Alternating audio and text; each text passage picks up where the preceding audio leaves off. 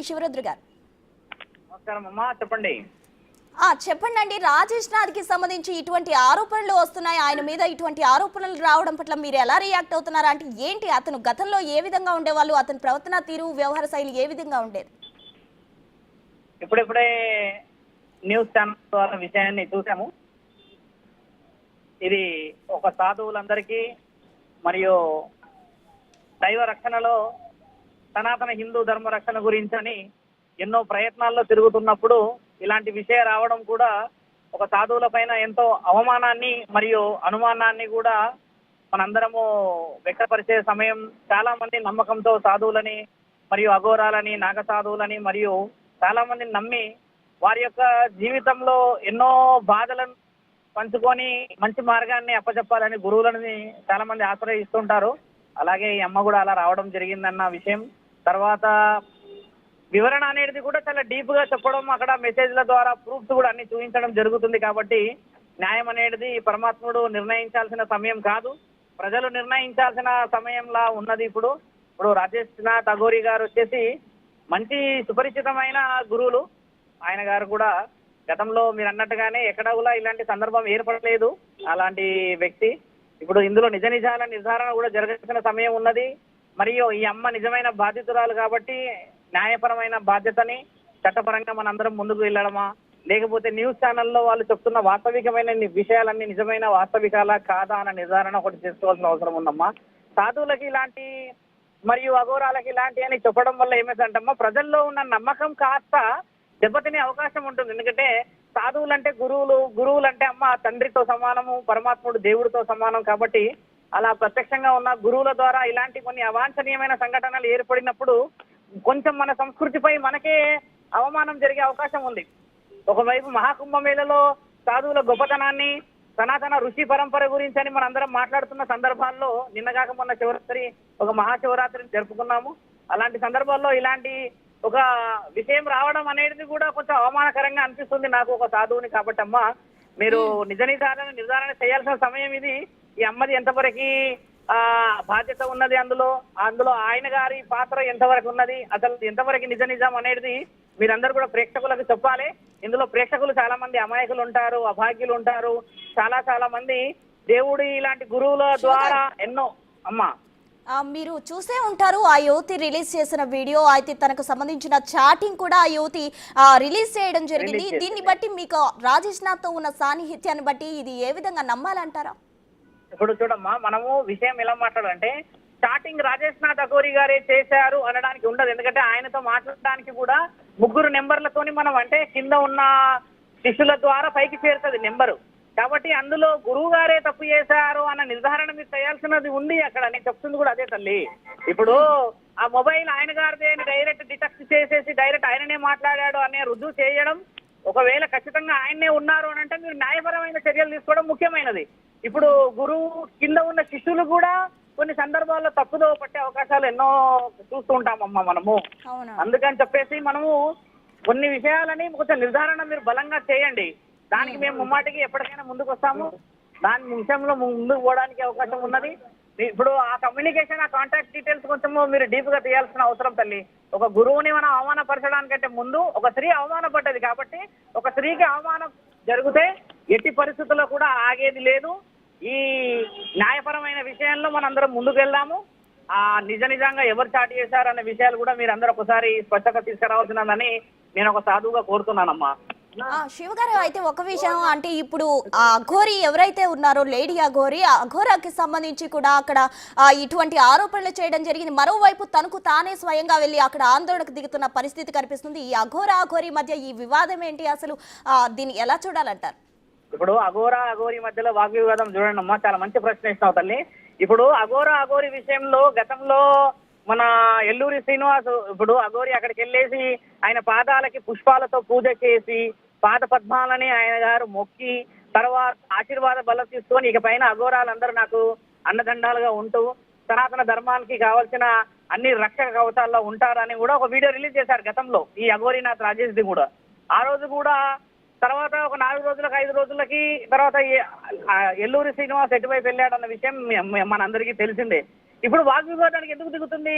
ఇప్పుడు లేడీ అఘోరి అని అన్నప్పుడు ముఖ్యంగా మనం గమనించాల్సింది ఏంటంటే అక్కడ ఆవిడకి ఫిర్యాదు చేశారు అని చెప్పి ఒక వీడియో రిలీజ్ చేసింది. ఈవిడ కూడా నాకు ఇట్లా అన్యాయం జరిగిందని, ఫలానా స్త్రీ మాకు అన్యాయం జరిగింది అని చెప్పి ఒక వీడియో రిలీజ్ చేసింది కదమ్మా.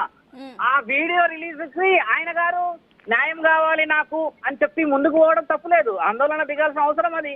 ఎందుకంటే లేడీ అఘోరి అయితేంది అమ్మా, ఓ సాధువు అయితేంది, న్యాయం గురించి ఒక స్త్రీ ఒక అభాగ్యురాలు ఆయన సంప్రదించినప్పుడు ఆ ఎల్లూరి శ్రీనివాసులు అడిగే హక్కు ముమ్మాటికి ఉంది కదా 100%. వాళ్ళ వాగ్వివాదం ఏమున్నది? న్యాయం అడుగుతున్నాడు, ధర్మం అడుగుతున్నాడు ఆయన. ఇక్కడ సాధువుల లక్షణమే న్యాయం ధర్మం నిర్ధారించడం, అంతేగాని ఎల్లూరి శ్రీనివాస్ ఎందుకు అడుగుతాడు వాగ్వివాదం? ఎల్లూరి శ్రీనివాస్ వ్యక్తిగతమైన విషయాలకు వెళ్ళలేడు కదా. అక్కడికి వెళ్ళిన విషయాలు ఏమిటైనా న్యాయం జరగాలి. ఒక స్త్రీకి ఈ విధంగా, నా దగ్గర వీడియోలు ఉంది, ఒక స్త్రీ నాతో ఈ విధంగా చాట్ చేసింది, ఒక స్త్రీని మీరు ఈ విధంగా అవమానపరిచారు అన్న విషయమే కదా. అంతకుమించి వ్యక్తిగత విషయాల కోసం వెళ్తుందా అమ్మ? మీకు అలాంటిది ఏమైనా నోటీస్ అయిందా? లేదండి. అంటే ఇప్పుడు అఘోరీకి సంబంధించి కూడా ఆ యువతి ఏదైతే వీడియో రిలీజ్ చేయడం జరిగిందో ఆ వీడియోలో అఘోరీ చెప్తేనే ఈ విధంగా వీడియో చేయడం జరిగింది అంటూ కూడా ఒక మాట అనడం జరిగింది. దాన్ని ఎలా చూడాలంటారు? ఇప్పుడు చాలా మంచి, ఇప్పుడు చూడమ్మా, అఘోరీకి చెప్తే అఘోరీ ఏం చేసింది? ధైర్యం చేసి ముందుకు వచ్చింది. ఇప్పుడు ఎల్లూరి శ్రీనివాస్ ముందుకు వచ్చాడు. తర్వాత తదుపరి నిర్ణయాలు మళ్ళీ ఈ అమ్మాయి ధైర్యం చేసి వీడియో తీసింది. తర్వాత ఛానలైజేషన్ లోకి వచ్చారు, ప్రెస్ లోకి వచ్చింది. తర్వాత మీరందరూ కలిసి న్యూస్ అంతా బట్టబయలు చేయడం చేత న్యాయం నిర్ణయించాలి అంటున్నానమ్మా. ఇప్పుడు ఎల్లూరి శ్రీనివాసు అవసరానికి ఈ అమ్మ వెళ్ళి ఇలా ఉంది నాయన అని చెప్తే కదా ఆయన ముందుకు వచ్చాడు. ఈ అమ్మ లేకపోతే ఆయన ఎందుకు వస్తాడు ముందుకు? కాబట్టి న్యాయాన్ని సనాతన ధర్మంలో పుట్టిన పశువుకు కూడా హక్కు ఉంది అడగడానికి. అంతేకాని మానవుడు, మానవ జాతి ఎత్తినవాడు, మనశ్శాంతి గలవాడు, గురువులో లేకపోతే సాధువులో, అఘోరో, నాగ సాధువులో, మహాత్ములో, సైంటిస్టులు అడగడానికి లేదు. న్యాయం కోసం పశువు కూడా అడిగినా సమాధానం ఇచ్చే బాధ్యత సనాతన ఋషి పరంపరలో ఉంది. అదొకటి గుర్తుపట్టుకోవాలి మనందరము. బాధ్యత, న్యాయం జరిగినప్పుడు అందరం ఒకలాగా ఉండాలి. అన్యాయం జరిగినప్పుడు మనందరం కుటుంబం లాగా వెళ్ళి ఆ అన్యాయం ఎలా జరిగింది, ఎందుకు జరిగింది, ఎవరు చేశారు, ఎలా పోయారు అనేది హక్కు అందరి మీద ఉంది. ఈరోజు అఘోరి రాజేష్నాథ్ గారిని మనందరము తప్పు పట్టే సమయమా, తప్పు పడుతున్నామా, లేకపోతే ఎవరైనా వెనకాల ఉండి ఏమైనా నడిపిస్తున్నారా? అదే డౌట్ కూడా యువతి ఏదైతే వీడియో రిలీజ్ చేయడం జరిగిందో చివర్లో కూడా మన అందరం అఘోరీకి సపోర్ట్ గా ఉండాలి అంటూ చెప్పింది. తన ఇష్యూ కంటే ముందు అఘోరీకి సపోర్ట్ చేయాలంటూ కూడా ప్రస్తావించడం జరిగింది. దీన్ని ఎలా చూడాలంటారు? న్యాయం ధర్మం ఎక్కడుంటే అక్కడ సపోర్ట్ చేయాలి తల్లి. ఎల్లూరి శ్రీనివాస్ వైపు ధర్మం ఉంటే, న్యాయం ఉంటే ఈయనకు సపోర్ట్ చేయాలి.